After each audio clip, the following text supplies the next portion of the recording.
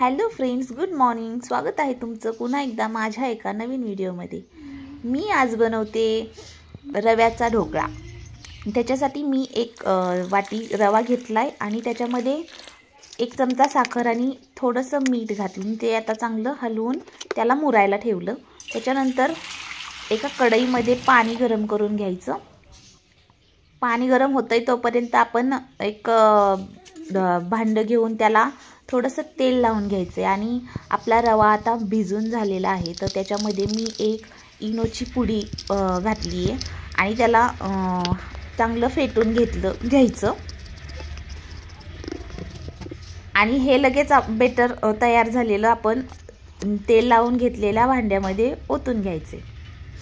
तर आता इथे मी भांड्यामध्ये ओतून घेतले आणि आपलं पाणी गरम झालेलं आहे चांगलं. तर आता हे भांडं त्याच्यात कढईमध्ये मी ठेवणार आहे. तर हे आपण 2 ते 3 मिनिट ठेवून झाकून ठेवायचे आणि आपला ढोकळा झाला तयार. तर ढोकळ्याच्या वरती घालण्यासाठी फोडणी तयार करते मी. तर इथे तेल गरम करून त्याच्यात मोहरी आणि हिरवी मिरची आणि कढीपत्ता तळून घेतला आहे.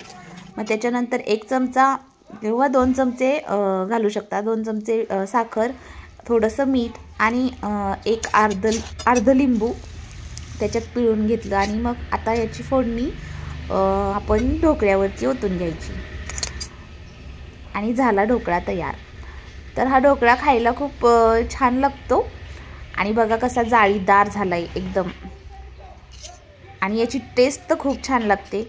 एकदा ट्राय करा नक्की.